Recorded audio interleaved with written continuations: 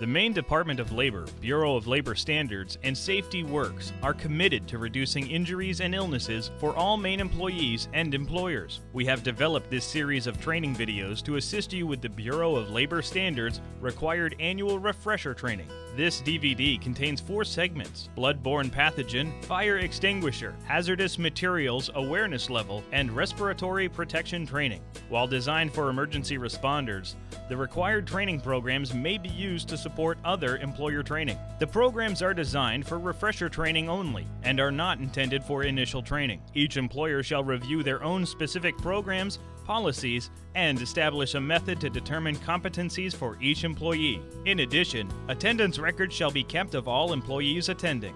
The record should have a signature from the attendee. As always, if you have any questions or would like to schedule a free consultation, please contact us at 623-7900 or toll free at 877-SAFE-345.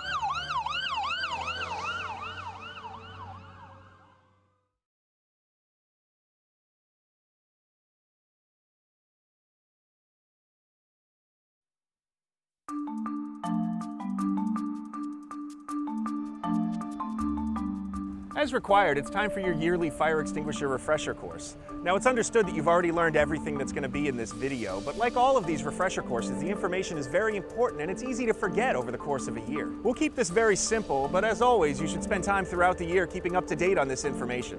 Now, let's start with what we're here to talk about.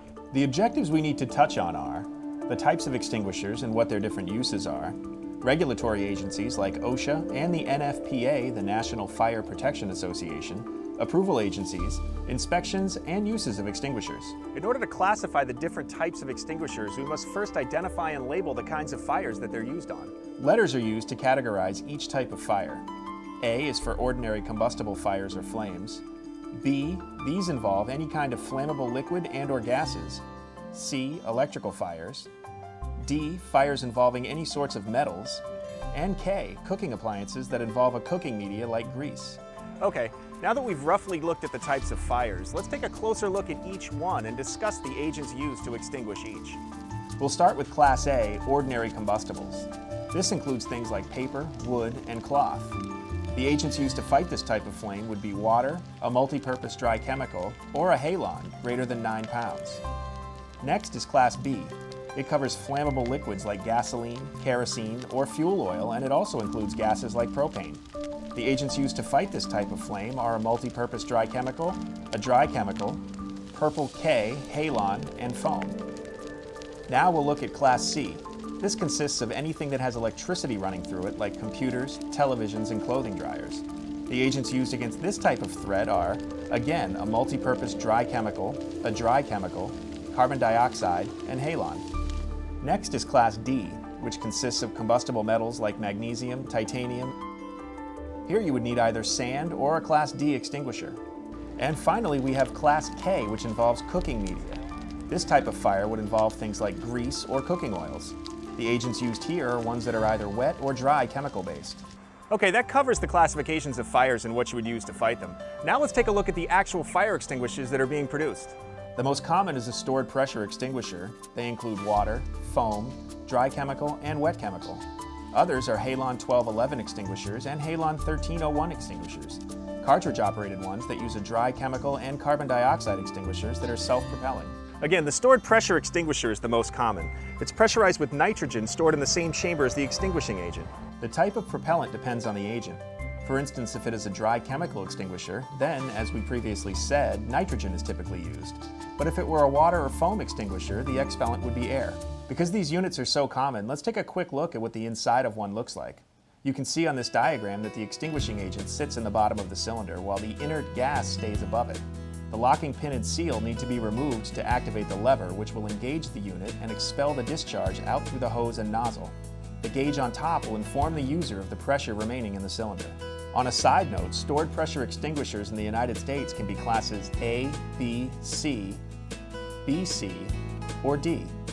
So why aren't all extinguishers just stored pressure units? Well, they all have a purpose. For instance, you'd find many cartridge-operated extinguishers being used in industrial facilities. Because they contain the expellant gas in a separate cartridge from the extinguishing agent, it makes them much easier to reload, allowing an operator to discharge a unit, get it recharged, and return to the fire in a reasonable amount of time. Another thing to look for, an extinguisher should have an approval label affixed to it. Look for either the Factory Mutual logo or the Underwriter's Lab logo. Both are shown here on the screen. You may also find a Coast Guard label if a bracket is present. Now joining us to give us a better understanding of some of the OSHA regulations is Lieutenant Dennis Tinkham. He's the fire inspector here at the City of Brewer. Now Dennis, OSHA regulations say that it's up to employers to keep the monthly inspections of these extinguishers. Could you give us a little idea of what you look for? Sure thing, Rob. One of the first things that we look for is that the extinguisher is housed either in a cabinet or mounted on the wall. And if it's mounted on the wall, then there has to be some sort of a sign or decal to indicate where it's supposed to be. One of the first things after that we look for is that the extinguisher is actually there, that somebody hasn't removed it to be sent out for service, or that they didn't misplace it. When we actually do the visual check, what we're going to look for is that there's a tag in place to indicate, to sign off every month that the extinguisher has been checked and by who. One of the other things we're going to look for is we're going to check to make sure the pin that holds the extinguisher is in place, and that keeps the extinguisher from being discharged when somebody grabs onto it. We're going to look for the seal that keeps that pin from falling out. We're going to look for the gauge to make sure that the extinguisher is fully charged, and that's indicated by the yellow arrow pointing up into the green. Also that the seal isn't leaking around the neck. We're going to look at the hose and make sure that it's not cracked or frayed, and that there's also nothing plugging it. Then we're going to take it out of the cabinet or off the wall and do a quick visual check around to make sure that it's not rusted or corroded and there's no cracks or dents in it. And also we're going to turn it upside down to check the bottom. What that does too is it gives us a chance to shake it a little bit to make sure that the chemical inside doesn't become caked in the bottom. Could you just tell us a little bit about the maintenance required on these extinguishers? Sure thing, Rob. Every 6 years the chemical that's inside has to come out and be changed out for a fresh chemical. And then every 12 years a hydrostatic test is required where they take all the chemical out, they take the neck and hose off, and then they pressurize the extinguisher to make sure that there aren't going to be any leaks, so that the pressure required to discharge the chemical in the event that the extinguisher has to be used is going to be able to be maintained. One more quick point is to make sure that older, obsolete extinguishers are no longer in service. This includes units constructed of copper or brass and joined together by soft solder or rivets. Now that we've discussed OSHA standards for fire extinguisher inspections, here's a few other standards that are important to note. NFPA 10 pertains to the selection, installation, inspection, maintenance, and testing of portable extinguishing equipment. OSHA Subpart L explains the standard minimum requirements for organizing, operating, training, and equipping industrial fire brigades. The last thing is the use of the fire extinguisher. Know what the tool is used for. Portable extinguishers are meant to fight or control small fires, often in emergency situations. It is not intended for use on any out-of-control fire, such as one that has reached the ceiling or one that endangers the user by cutting off one's escape routes. And of course, to use one, remember the simple acronym PASS: pull, aim, squeeze, and sweep. That's right, Rob. Here you go. Pull the pin, aim it at the base of the fire, squeeze the handle, and sweep from side to side.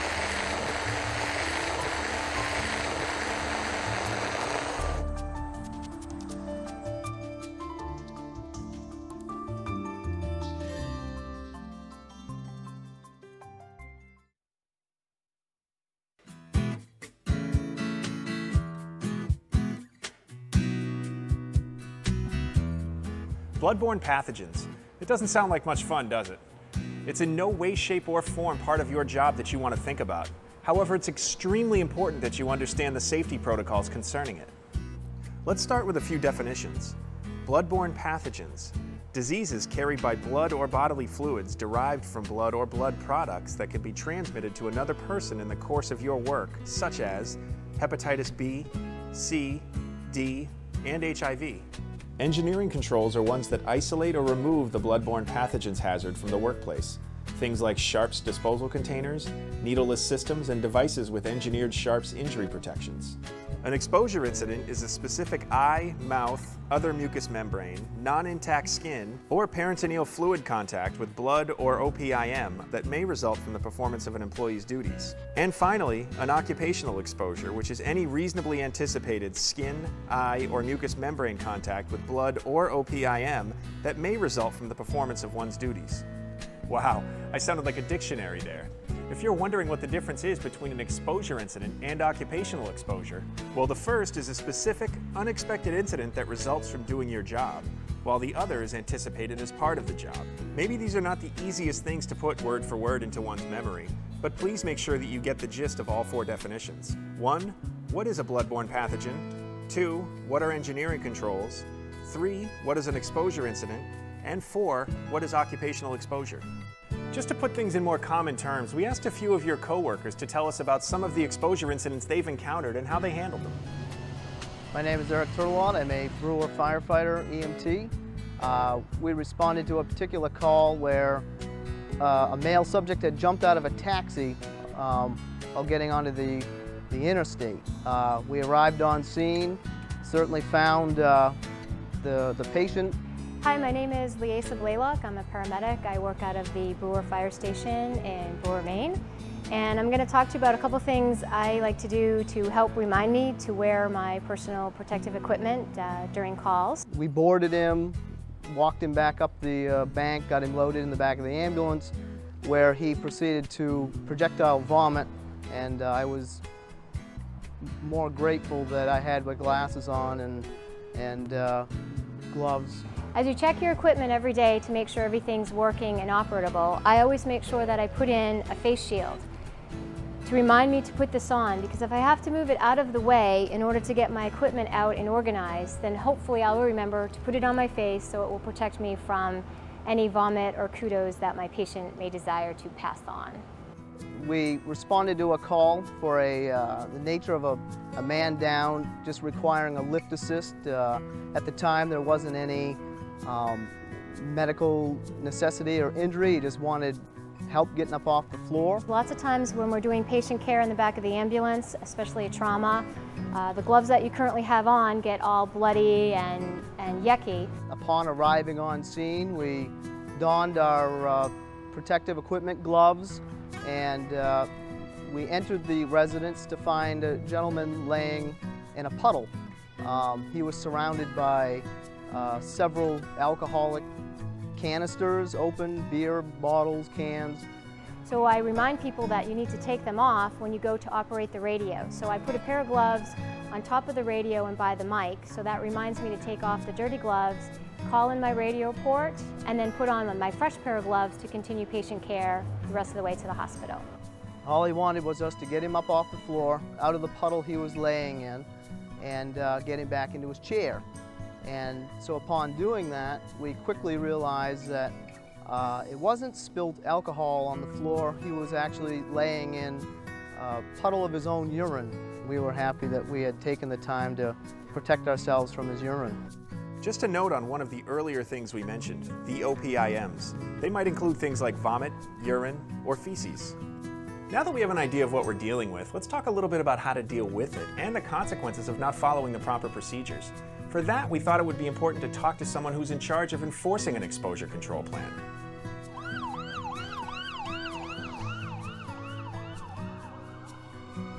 Hello, Chief Parent. Hello, Rob. What can I do for you? I was just wondering if you could tell us a little bit about your exposure control plan. Certainly. First off, you need to treat all body fluids and substances as if they're contaminated. In other words, take no chances. Exactly. We can't afford to. The health and well-being of our people is affected every time they face these situations. We also have hepatitis B vaccination policies, exposure incident protocols, relationships with healthcare professionals, and many steps in place to minimize overall exposure. Wow, sounds like you guys are all set. Well, it's not just about having a plan, it's keeping it current. The rule is that we keep the exposure control plan in writing and openly available to all employees, and that we check it annually to ensure that it's accurate, updated, and that it reflects new technologies. Great, thanks. These are the elements that should be reviewed in your exposure control plan. Who is the administrator? How members could get exposed? Who could be exposed? PPE, procedures for cleaning, who to contact if an exposure occurs, and where to go for post-exposure evaluation. Okay, let's cover some nuts and bolts stuff. If you're going to catch something from a bloodborne pathogen, how will you get it? Exposure to blood and OPIM happens through broken skin, from a needle stick, from a splash in the eye, or contact with mucous membranes through the nose or mouth. It is important to note that you cannot catch these diseases through casual contact. So what kind of diseases are we talking about? Let's go into some detail about some of the risks you might encounter. First, let's take a look at the differences between HIV/AIDS and hepatitis. Both will obviously make you sick, and while HIV/AIDS is eventually fatal, hepatitis may kill you. HIV/AIDS has no cure and no vaccine, while you can treat the symptoms of hepatitis and there is a vaccine available. One huge difference is that HIV/AIDS is a very fragile disease. It cannot live outside the body for more than 24 hours, while hepatitis can live in dried blood on a surface for up to 7 days. Another important thing to note is that there is less than a 1% chance of getting HIV/AIDS if you're exposed, but the chances of contracting hepatitis if exposed falls between 6 and 30%. Again, a lot of information, but like everything else in this video, it's important for you to understand what you're dealing with and know exactly what the chances are of you contracting one of these infections. But remember, your chances of contracting any of these infections reduces greatly just by simply following a few of the safety protocols. Okay, let's look a little closer at hepatitis. Here are some facts about the B classification of the disease. First off, 90% of the time it is only self-limiting, while 6 to 10% of the time the issues vary. Within this range, 25% of people develop mild, non-progressive liver disease. Another 25% develop chronic active hepatitis with cirrhosis in the first 6 to 10 years of infection. About 750 to 1,000 deaths occur annually due to secondary liver cancer 20 to 60 years after contracting hepatitis. Now let's look at the C classification of hepatitis, which is the most common form of bloodborne pathogen. Currently, an estimated 3.8 million people in the United States are infected, including 12 to 15,000 here in Maine. Often the disease does not initially make you sick, and 85% of those infected become chronic carriers. Currently, there is no vaccine, and the disease lives for a very long time in dried blood, and it may be fatal. The hepatitis B virus, or HBV vaccine, must be offered to all employees who have had an occupational exposure, along with post-exposure evaluations and follow-ups for employees who have had an exposure incident. These vaccines, evaluations, and follow-ups cannot be a condition of employment, will be at no cost to the employee, can be turned down by the employee at any time, to which the employee can change their mind if they choose. Remember the exposure control plan?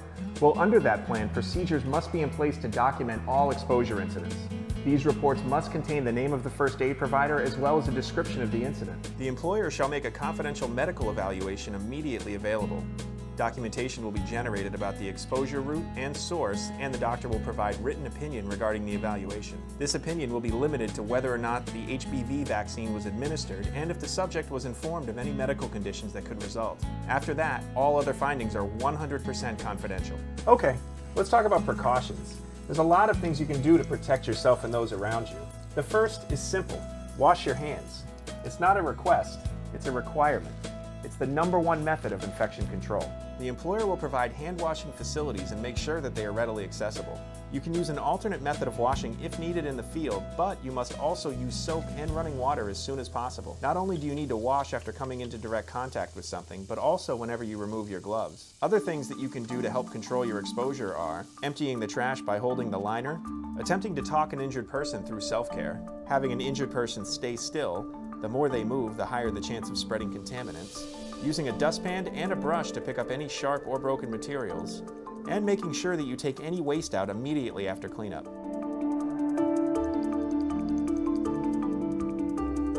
A pair of gloves, safety glasses or goggles, a mask, moisture-proof clothing, boot covers, and one-way CPR shields.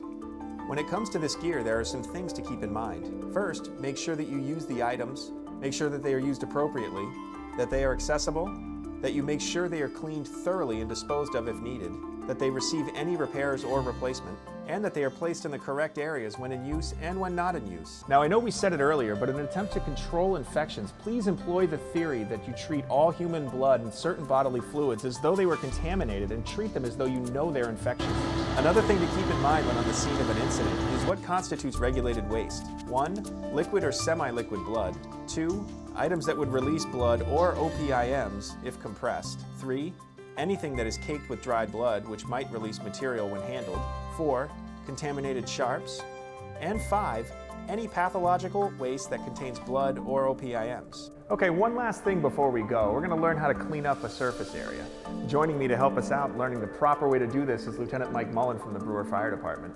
Mike, what's the first thing we need to do when we're cleaning up an area? The first thing you want to do is pick up all the heavy stuff that you have around, put it in a biohazard bag, then use any EPA-approved cleaner to clean up the mess. If you don't have any EPA-approved cleaner to wipe it up, you can use a combination of bleach and water, 1 part bleach to 10 parts water.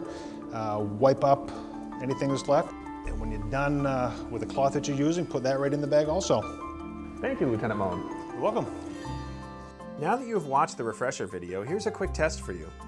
What would you use if you were performing CPR, you were cleaning up some blood that was spattered on a bathroom sink, you were a first aid responder and a coworker severed a finger? Think about these questions. If you have any doubts as to how you would react, maybe you need to spend a little more time with the material related to bloodborne pathogens.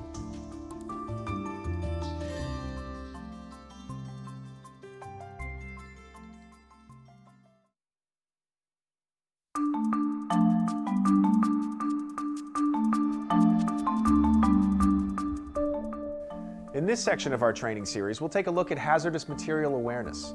Here's a look at some of our objectives. The first thing we need to focus on is helping you understand the role of the first responder. Then we need to make sure that you are competent in the following: hazardous substance recognition, their risks, possible outcomes if a release happens, and how to recognize the need for help. When dealing with a hazmat situation, or one that could include a weapon of mass destruction, it's important to understand the different agencies that might be involved. OSHA, Occupational Safety and Health Administration, the NFPA, the National Fire Protection Association, the BLS, the Bureau of Labor Standards, the DOT, Department of Transportation, and the EPA, Environmental Protection Agency. Threats can come in many forms. They can be a solid, a liquid, or a gas, and they're able to cause harm whether they are corrosive, flammable, toxic, poisonous, explosive, reactive, and/or a carcinogen. Okay, let's take a closer look at what might be considered a hazmat incident or what could be considered a WMD incident. First off, hazmat examples. Chlorine. This chemical is a strong oxidizer and is corrosive to lung tissue. Gasoline. Obviously it is flammable, but it actually can be explosive under certain conditions. And sodium hydroxide, which is corrosive to both tissue and metals. Now let's look at a few WMD examples. Biological agents include things like anthrax and smallpox. Chemical agents would be nerve agents like cyanide, blister, and pesticides. And nuclear agents including plutonium, cesium, cobalt, and uranium. Scary stuff, and it can create some scary situations. So, what kinds of outcomes can be created by these hazards? The first is obvious, the potential for victims. Other potential outcomes include environmental destruction, damage and/or destroyed buildings, partial or complete infrastructure collapse, and hysteria. So whether or not we get to any or all of these outcomes is based on a number of key elements. The nature of the material, if there was a release of WMD, what was the location, the weather, geographic features of the area affected, the time of day that the event takes place, and the number of people involved. What are the key methods of recognizing a hazmat or WMD situation? First, look at the suspected container or containers. Consider the labels on it as well as its type and size. Then detect any odors that might be in the air, and as always, be aware of any signs of or symptoms on potential victims. Also, take note of any environmental damage that may have occurred. Another way of recognizing threats would be to use the monitoring equipment that you have available to you. When dealing with victims, there's a number of things you need to identify and understand, especially as it relates to weapons of mass destruction. These symptoms can all point to WMDs, including biological agents that people may have been exposed to. Tremors, blisters, coughing, and vomiting. Okay, how can you be sure you can identify all of the different containers you might come across? Or recognize all the labels that are relevant to this training? The DOT, Department of Transportation Guidebook, is your source for all of that information.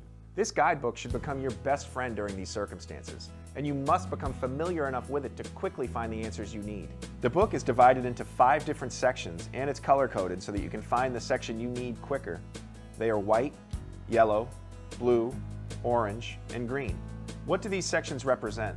The first is white. It's a general information section. Here you will find a table of placards. This is very useful when an ID number or name is not available. You will also have charts that will help you identify rail and road cars, and you will find a list of the hazard identification codes. These numbers provide you with a lot of important information. For instance, if you come across a number on a container that is a 2-digit number that is doubled, like 33, it indicates a greater hazard. Or if you have a number that is prefixed with an X, then the substance will react with water. Or if a 9 is in the 2nd or 3rd digit, then there is a risk of spontaneous violent reaction. The second is the yellow section, which allows you to identify a substance by its ID number. These numbers are on a list of 4-digit numbers that will immediately identify what substances you're dealing with, and will allow you to take that information to the green section of the book and look for your next move. The blue section shows you how to identify the substances by product name. These product names sometimes are located on the containers, so make sure you look closely at the suspected threat. The orange section has the emergency response guidelines and action guides for different products. It will list any safety information for a potential hazard and then list the correct response for that hazard. Finally, the green section tells you about the initial isolation techniques and the accurate action distances that you need to heed to be safe in certain situations. Simply put, it tells you how far back you need to get when you encounter potentially dangerous circumstances. Wow, that's a lot of information for one little book, but it's all information you need to be familiar with. There's a lot of symbols, ID numbers, and identifying markers for the hazards you'll face every day, but pay attention to them. They'll help keep you and the people around you safe. Some of those symbols include the DOT placard, various hazardous material markings, the NFPA label, the HMIS label, the skull and crossbones, which is a symbol for poison, and the radioactive icon. Let's look at a couple of visuals. What kinds of containers are you going to encounter? When talking about larger ones, you might find barrels. Some are plastic and some are metal. You will also come across smaller ones. Don't be fooled into thinking that every threat must come in a large package. Some will be as small as a prescription bottle. Then we get to the mobile containers, things like railroad cars. Understand that there are a variety of different cars being hauled on the railways, and they all have a specific purpose. The shape alone can give you a lot of information about what might be inside. This also goes for cargo tanks that are hauled across the highways by truck. Some of these cargo tanks are for low-pressure materials. Some carry toxic chemicals. If you come across a tanker that is rolled over on a highway, as a responder, you need to be able to assess the situation accurately. Speaking of a situation like that, let's stop and take a moment and reflect on your role as a first responder. Using your DOT guidebook, you should be able to assess any danger that could be lurking inside a potentially hazardous container. Beyond assessment, you should have a pre-emergency plan. You should understand your limitations in these circumstances. You need to take the proper steps to evacuate any people to the minimum safe distance your guidebook dictates to you. OSHA would have you contact the appropriate authorities and then take no further action, only monitoring the situation. However, the Office for Domestic Preparedness would also suggest that you attempt to minimize further contamination if possible. In certain situations, there may be a need to evacuate an area. When these situations occur, make sure you've thought through the process. Proper planning can be the difference between making a bad decision and knowing what the right one is. If the need arises, don't be afraid to organize an evacuation. First, find out if there is any predetermined shelter in place. If not, you'll need to find one. Set up assembly points along the way. Take constant head counts of the people that you are evacuating, and remember that communication is the key, both with the people you are assisting and any communication that you can do with either the authorities or with the command post. This brings us to a very important point, one that can get lost in the heat of the moment. Contact people. Call for more resources. Don't be afraid to ask for more help. This goes back to understanding your limitations. Make sure that you can recognize the need for help. If you find yourself in a situation, remember to notify the authorities. Try to maintain scene security as best as you can. Keep people out of any warm or hot zones. Protect any crime scene that might be involved, and always communicate with IC. There was a very important tidbit of information in there, one we haven't touched on yet. Keeping people out of the warm and hot zones. What are the zones? They are control areas that will help you determine the level of danger and where you can let people go. Hot zones. These border on immediately dangerous to health and life levels. Warm zones. These edge below the permissible exposure limits or the threshold limit values. Decon. This isn't really a zone, but rather the border between the warm and cold zones. Cold zones. These are non-exposure areas. Here is a possible layout of a scenario. Notice how the public is kept. not only safely out of the way, but also not downwind from the potentially harmful hazard. If possible, it is also suggested that the public be placed out of sight. One more thing. As important as staying ahead of a situation is, do not put yourself in harm's way to collect more information about the conditions. You should practice using the DOT guidebook. Here's a few examples. What substance is UN number 1202? How about 1823? What is the evacuation distance for Guide 111 and Guide 127? What are the UN number and guide number for potassium hydroxide solution? What is the first isolation distance for methyl mercaptan at night? Other things you should be familiar with include contact numbers and what agencies handle what situations. Ask questions about what resources and assets are available if needed. Competency training must include exercises relevant to your own response area using the DOT guidebook.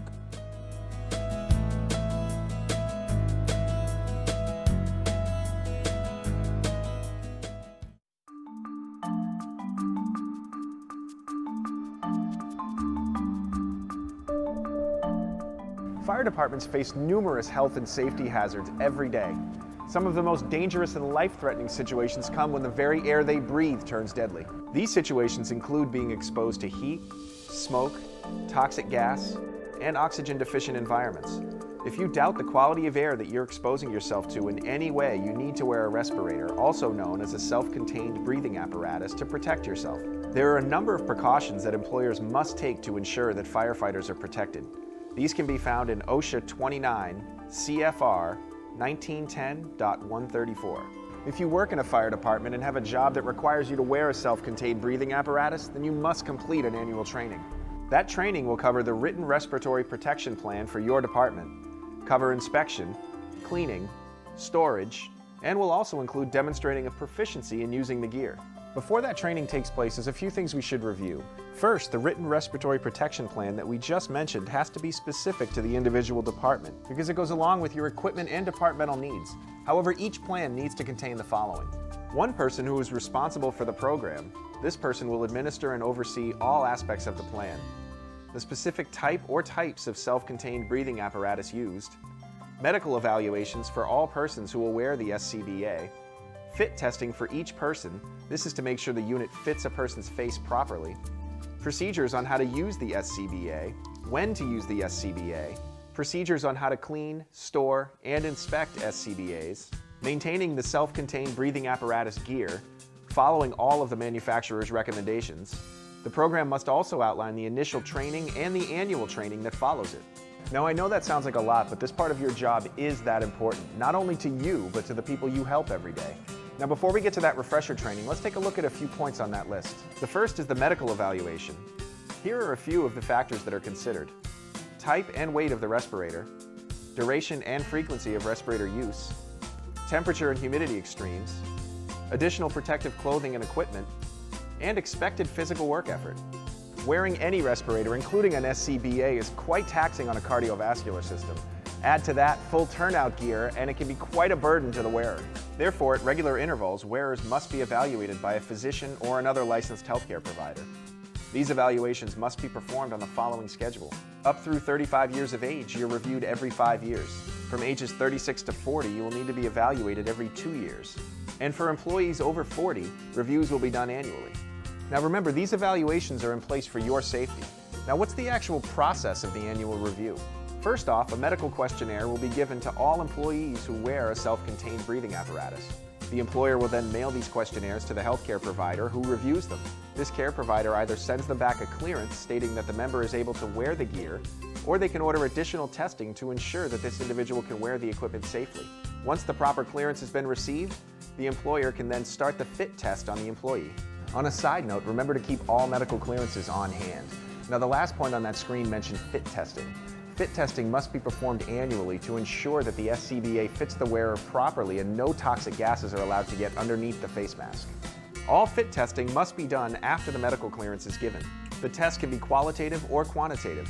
It's up to the chief to decide which is a better fit test protocol for his or her employees who will be using the breathing apparatuses. The test must be specific as to the type and size of the face piece to be worn. The test cannot be performed if the user has facial hair that might come between the sealing surface of the mask and the face. This is regardless of whether or not the user can obtain the seal. And like everything else, the fit test needs to be documented. Here is Captain Brent Melvin of the Brewer Fire Department performing a recent fit test. Here at the Brewer Fire Department, we use a qualitative fit test versus a quantitative. With a qualitative fit test, you need to make sure that the wearer of the mask can actually taste the product you're going to use. So we'll give it a little puff. We typically use saccharin if Eric can taste it. I can. Now we'll have Eric put his mask on. And he just checked to make sure he had a negative seal. And call it a T-bone. It's commercially available with the fit test kit. Locks into his mask.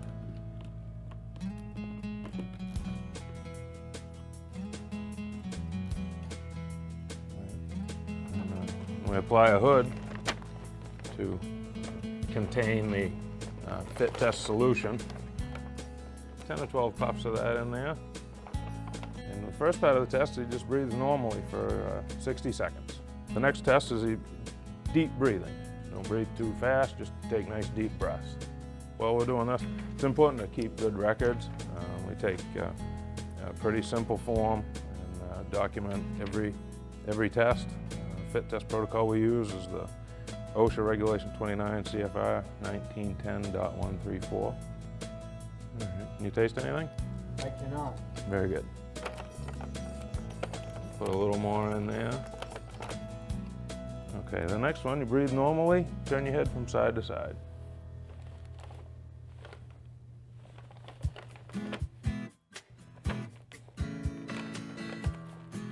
After that, you taste anything? I cannot. Very good. Now nod your head for 60 seconds, up and down. The next test is talking out loud. Generally, there's a couple of options. The rainbow passage is one, or you can just have them recite the alphabet a couple of times. So why don't you do the alphabet? A, B, C, D, E, F, G, H, I, J, K, L, M, N, O, P. And the next test, I'll have you sit down. Just kind of lean forward like you're looking down a hole in the ground. All these tests are designed to mimic any of the movements or actions you might do during the course of your work. And the final test is another 60 seconds of breathing normally. Sit back and relax. And the last test we do, just take the T-bone off. Taste that? I can. Very good. When the test is finished successfully, we both sign it, myself and the individual I'm testing, and date it to document that it was successfully completed. It's essential that your gear work the way it's supposed to when you need it. For that reason, regular inspections of your SCBA are necessary to make sure that this gear is in ready condition and safe to wear. These inspections shall be performed weekly for full-time departments and monthly for volunteer or paid on-call departments. Whether the inspection is monthly or weekly, it has to follow the manufacturer's checklist or recommendations. The inspections will cover the cylinder's condition, the hydro test date of the cylinder, and confirmation that it is at least 90% full, meaning the needle must be in the green. The inspection will also cover the condition of the backpack and harness system, the personal alert safety system device operation, examination of all working parts like the regulator and bypass, and it's important that any individually assigned face pieces are inspected and documented. The last thing is to make sure that all packs and masks are stored properly following the manufacturer's recommendations. There is also a flow test that needs to be performed to the specifications of the manufacturer. The frequency of these inspections is usually annually, but the specifications should come with the unit. If you're unsure on its frequency, contact the manufacturer. Okay, so here's what we've done. We've checked on the written plan, received medical clearance, done the fit testing, inspected our SCBA, and ensured that the flow test is up to date. Now we can move on to our annual refresher training. So you know what's required for the annual training. Here's a look. First, there will be a review of the written plan that will include how to effectively use the respirator, including times when it malfunctions. Then a review of the capabilities and limitations of the self-contained breathing apparatus. You'll need to know how to inspect, clean, and store the unit. Next, you'll need to understand how improper maintenance, fit, and use can compromise the effectiveness of the SCBA. You will also need to be able to recognize medical signs and symptoms that might limit or prevent proper use. You must review your own department's specific written respiratory protection plan. And finally, wearers of this gear must demonstrate donning and doffing proficiency skills to a standard set by the chief of the department.